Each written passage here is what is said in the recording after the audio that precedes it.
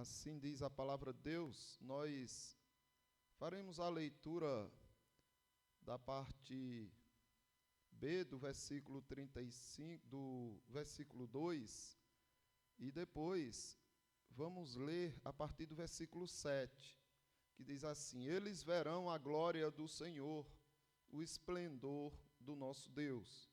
Agora o versículo 7 por diante. A areia esbraseada se tornará em lagos, e a terra sedenta em mananciais de águas, onde outrora viviam os chacais, crescerá a erva como canas e juncos. E ali haverá bom caminho, caminho que se chamará o caminho santo. O imundo não passará por ele, pois será somente para o seu povo. Quem quer que por ele caminhe, não errará, nem mesmo o louco. Ali não haverá leão, animal feroz não passará por ele, nem se achará nele, mas os remidos andarão por ele. Os resgatados do Senhor voltarão e virão a Sião com cânticos de júbilo. Alegria eterna coroará a sua cabeça. Gozo e alegria alcançarão, e deles fugirá a tristeza e o gemido. Meus irmãos, certa ocasião, o Senhor Jesus Cristo se encontrou com uma mulher samaritana. Os samaritanos eram inimigos dos judeus. E esta mulher, ela tinha uma vida promíscua, de alguma maneira, não parava em um casamento. E o Senhor Jesus Cristo viu que ela estava tirando água do poço e pediu água. Dá-me água para beber. E ela se assustou com aquilo, porque os judeus, eles já diminuíam as mulheres. E ainda por cima, uma mulher samaritana, sendo pedido água a ela, deixou ela espantada e disse: como tu, que és judeu, pede água a mim, que eu sou samaritana? Jesus Cristo disse uma coisa interessante. Ele disse: olha, se você soubesse quem é que está te pedindo água, você que pediria a mim, e eu te daria água viva.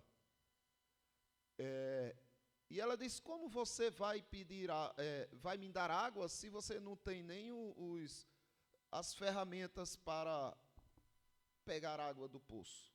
Eu é que tenho.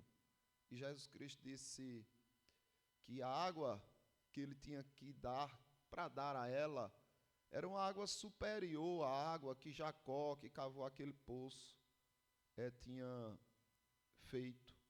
Era uma água que quem a bebesse nunca mais teria sede, jamais voltaria a ter sede.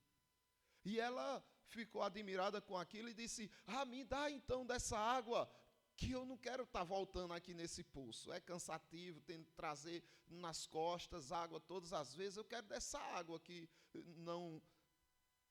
me prive de estar vindo pegar aqui. Dá-me dessa água. Aí Jesus Cristo prova para ela quem ele é, e ela fica ali admirada, e de fato, naquele momento, ela bebeu da água que Cristo oferece. O Evangelho, o próprio Cristo. Daí, ela fica tão maravilhada com aquilo que não consegue se conter e vai para a sua região e fala para os homens, fala para as pessoas, seus conterrâneos, desse Cristo maravilhoso que saciou a sua sede infinita. E essas pessoas ficam curiosas e vão se encontrar com Jesus e também bebem da fonte da água viva, que é Jesus Cristo. E eles ficam maravilhados com aquilo, levam Jesus Cristo para Samaria, levam ele para ficar ali na cidade deles. E dizem, não, fica aqui, dorme aqui conosco e tudo. Porque eles estavam maravilhados com aquela fonte de água. E quem não faria isso, né? Se alguém dissesse, olha, eu tenho aqui uma fonte financeira que fará com que você tenha dinheiro infinitamente. Nunca vai se esgotar e tudo que você precisar você vai pegar e comprar e ainda vai ter dinheiro para comprar mais coisas e nunca vai faltar. Quem não queria, hein? Pois bem, é disso que Jesus está falando, mas ele não está falando de um âmbito temporal, um âmbito frágil que irá se excluir, irá ser completamente absolvido pela eternidade. Não é disso. Jesus Cristo está falando de saciar a sede, matar a fome, de uma forma espiritual e de uma forma eterna. Aqui no nosso texto é dessa promessa que nós lemos. Aqui Deus estava prometendo que a água viva viria e inundaria os corações. Observe o que diz o versículo 7, para aquele que contempla a glória do Senhor. O esplendor do Senhor, ele experimenta a saciedade. A saciedade passa a tomar conta dos sedentos. Eles passam a ficar satisfeitos com aquilo que receberam. Versículo 7 diz, a areia abrasada se transformará em lagos.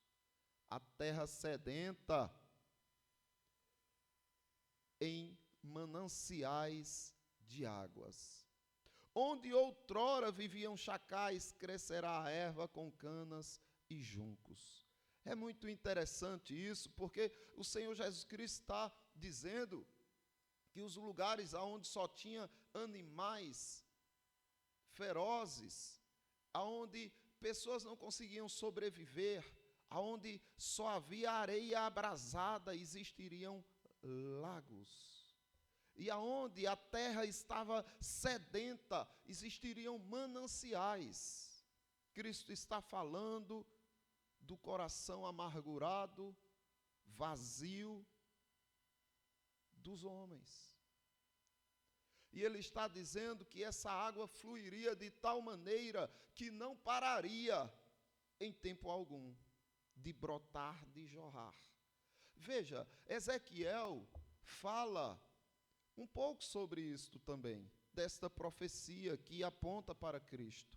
47 do livro de Ezequiel, a partir do versículo 1, diz assim, depois disto, o homem me fez voltar à entrada do templo, e eis que saíam águas debaixo do limiar do templo, para o oriente, porque a face da casa dava para o oriente, e as águas vinham de baixo, do lado direito da casa, do lado sul do altar. Ele observou que estavam saindo águas debaixo do limiar do templo. Mas observe o processo. O versículo 2 diz, ele me levou pela porta do norte e me fez voltar por fora, até a porta exterior, que olha para o oriente, e eis que corriam águas ao lado direito. E aí ele vê mais águas escorrendo. Saiu aquele homem para o oriente, tendo na mão um cordel de medir. Mediu 1000 côvados e me fez passar pelas águas. As águas me davam pelos tornozelos. Agora já estava chegando nos seus pés, nos tornozelos dele. Aí depois, no versículo 4, diz, as águas me davam pelos joelhos. Já estava inundando tudo. Depois, ainda no versículo 4, ele diz, as águas me davam nos lombos. Aí no versículo 5, ele diz, e era já um rio que eu não podia atravessar, porque as águas tinham crescido. É isso que ocorre. Cristo, ele vai inundando corações. E cada vez mais você vê essa profecia se cumprindo nas pessoas que andam se convertendo. E não só isto, você também passa a se saciar de Cristo. E você quer mais dele. E ele tem mais a oferecer. E você se sacia ainda mais e você quer mais. E ele tem sempre a oferecer. É muito triste ver os crentes animados no seu início da fé, empolgados, envolvidos, atuantes e amando ao Senhor, orando o tempo todo, e jejuam, e louvam, e são frequentes na igreja, porque é isso que Cristo fornece. Agora, o que não dá para entender é quando eles vão regredindo. Como se Cristo fosse igual a um objeto qualquer. Como se você fosse uma criança que recebe um presente e sempre sonhou ter a bicicleta e o papai e a mamãe deu a bicicleta e você fica encantado e não para de andar de bicicleta. Com o passar do tempo, a bicicleta é escanteada lá porque você já está interessado em outro brinquedo. E a bicicleta começa a enferrujar e não tem mais valor. Cristo não é um objeto. Ele não é igual às coisas que esse mundo pode proporcionar. Ele vai crescendo em você, ele vai fluindo em você, e sua vontade por Cristo tem que ser crescente. Se ela vem diminuindo e esfriando, tome muito cuidado com isso. Porque Jesus Cristo condenou uma igreja sua, que estava se tornando apática. Ele disse que estava a ponto de vomitar, porque ela estava uma igreja morna. Quem dera fosse frio, alguns pensam, porque aí ele nem se preocuparia com ela. Quem dera fosse quente, porque aí de fato saberia a quem ela pertence e o que ela quer realmente na vida. Mas porque és morno, não te defines, eu estou a ponto de te vomitar da minha boca. Percebe, o Senhor Jesus Cristo, Ele quer que o seu povo se alimente dEle, beba dEle, o tempo todo e cada vez mais. Por isso que Ele diz, o imundo continue praticando injustiça, mas o santo continue a se santificar. E aqui, no versículo 8 diz, então me disse, estas águas saem para a região oriental e descem a Campina e entram no Mar Morto, cujas águas ficaram saudáveis.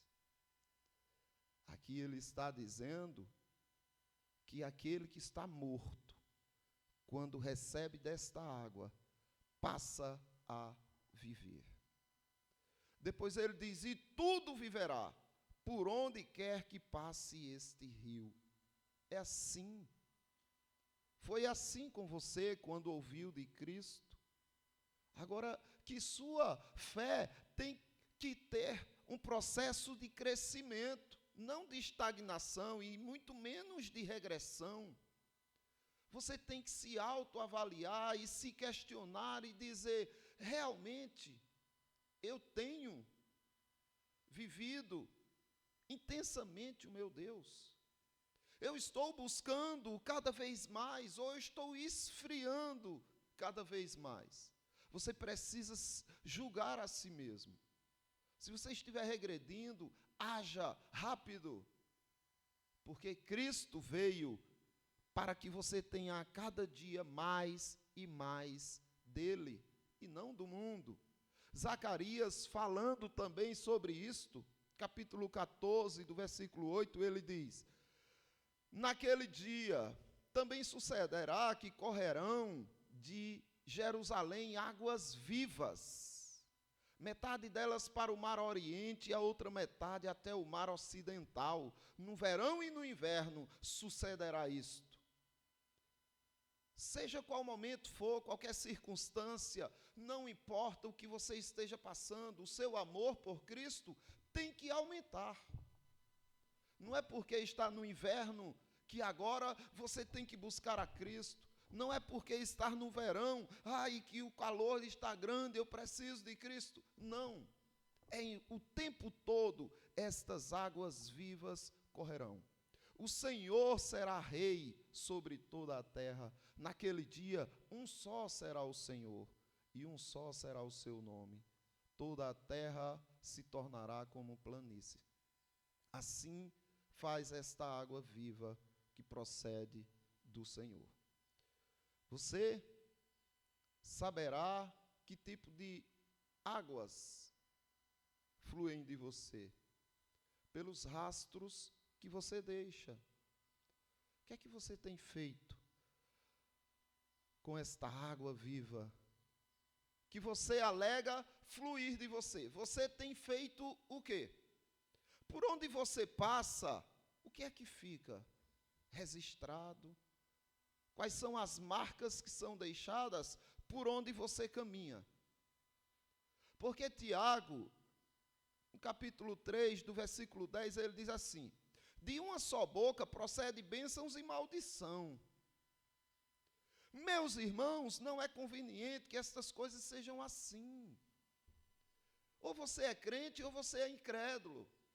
Ou você é uma pessoa que sai edificando e abençoando, ser tu uma bênção, ou você é uma pessoa incrédula que sai destruindo, amaldiçoando as coisas. Acaso pode a fonte jorrar do mesmo lugar água doce e o que é amargoso? É lógico que não. Se a fonte é doce, você pode ir lá segunda vez que você encontrará água doce. Se ela é amarga, se não presta, nem vá segunda vez, porque continua sem prestar. Mas o que Tiago está questionando aqui são os crentes, que vivem louvando ao Senhor, declarando belas frases de amor, cantando hinos maravilhosos com os lábios, e daí a pouco está xingando esposa, marido, vizinho, filho, pai, tudo que o incomoda, tudo que deixa-o desconfortável, ele ataca e xinga, e amaldiçoa, ainda que não tenha coragem de declarar com os lábios, no coração fica aquela amargura. E Tiago está perguntando, não pode jorrar do mesmo coração perversidade e bondade? Acaso, meus irmãos, pode a figueira produzir azeitonas, ou a videira figos? Tampouco fonte de água salgada pode dar água doce. Tenham cuidado com o que você fala, com as coisas que você anda declarando. Cuide muito bem da sua língua, do seu coração. Essa água nós vimos que é Jesus. Capítulo 7 do Evangelho segundo João, você observa Jesus dizendo assim: se alguém tem sede, venha a mim e beba. Então, se você está sedento, vá a Jesus Cristo e beba.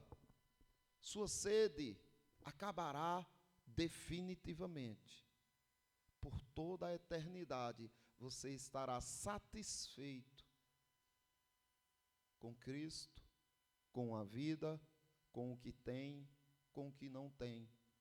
Depois ele diz no versículo 38, quem crê em mim, como diz as Escrituras, do seu interior fluirão rios de água viva.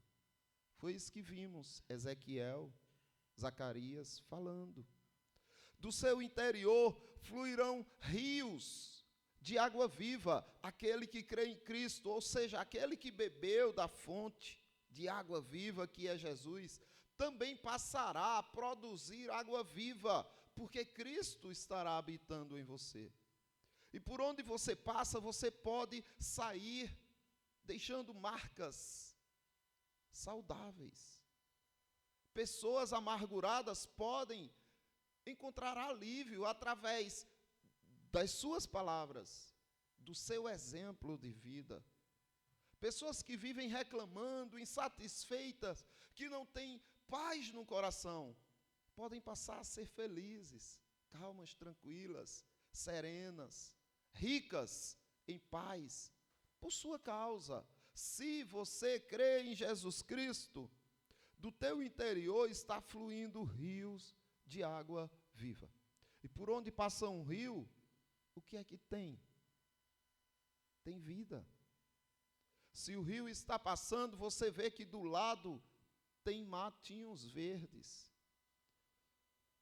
Haverão árvores e frutos serão produzidos por essa árvore, porque há um rio passando. Então, por onde você passar, analise direito. Em todo lugar, no seu trabalho, você passa por lá e as pessoas começam a viver melhor, as pessoas começam a enxergar melhor, as pessoas começam a se harmonizarem melhor com o ambiente do trabalho, com os seus colegas, ou a coisa piorou pela sua chegada, ou está do mesmo jeito? Não pode. Você tem que ser o diferencial. Você é uma fonte de água viva. Agora, você muitas vezes subestima a sua capacidade de ser bênção. Isso é uma pena. Você não só subestima, como às vezes você esquece.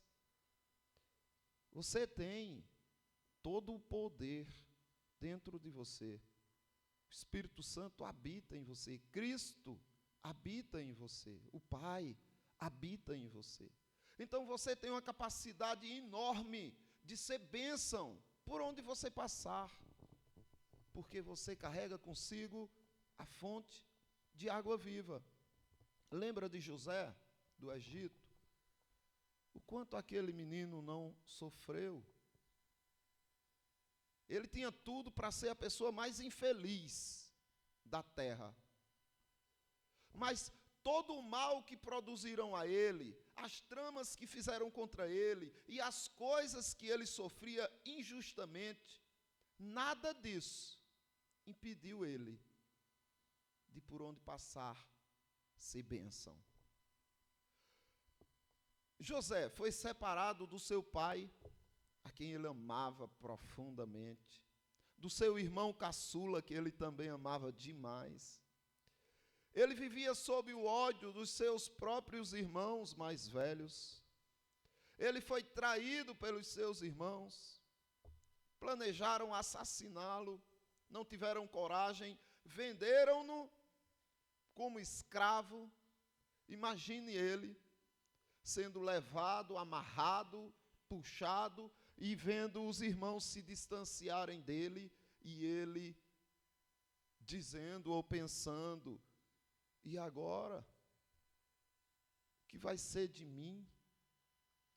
Depois ele começa a prosperar um pouco e vai certamente se reanimando no Senhor, porque as coisas no Egito começam a melhorar para ele, à medida que Potifar o comprou. Mas depois ele é caluniado pela esposa de Potifar. Aí ele é lançado em uma prisão, injustamente, correndo o risco de ser condenado à morte, porque eles eram presos e ficavam aguardando a sentença final de Faraó. Mas aí, mesmo assim, ele conseguia encontrar ânimo. E a prisão começou a prosperar à medida que ele começou a trabalhar e organizar aquele ambiente. E com tempo e disposição, José, ainda sem tempo, na verdade, não é? Ele trabalhava, ele tinha as preocupações dele, ele tinha muito o que pensar na distância do pai, no que os irmãos fizeram. Ele estava muito ocupado psicologicamente e também trabalhando, porque o carcereiro gostou tanto dele que disse: olha, vou deixar tudo aqui por sua conta. E ficou só no bem bom lá, e José administrava, organizava tudo.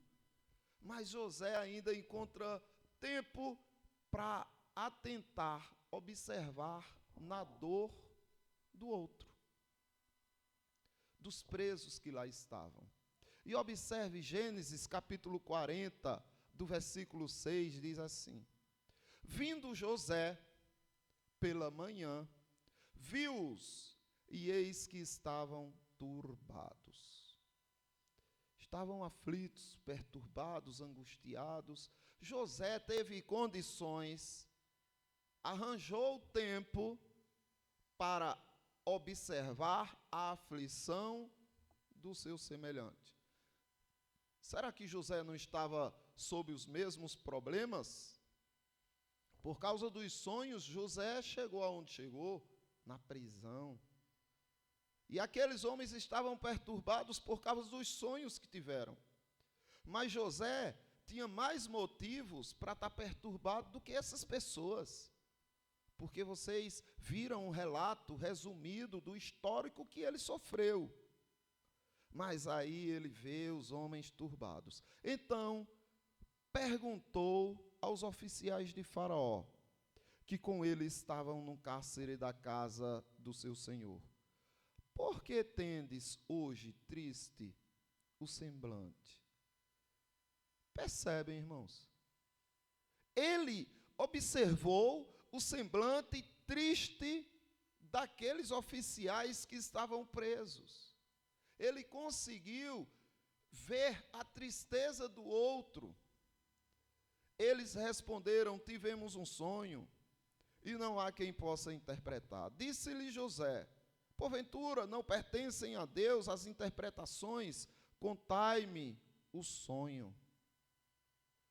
Ou seja, porventura vocês não percebem que Deus pode resolver qualquer situação, mostrar tudo que a gente precisa saber para a nossa vida? Vocês não sabem que Deus é quem governa, que Deus é quem manda? Vamos confiar e Ele vai nos dar a resposta.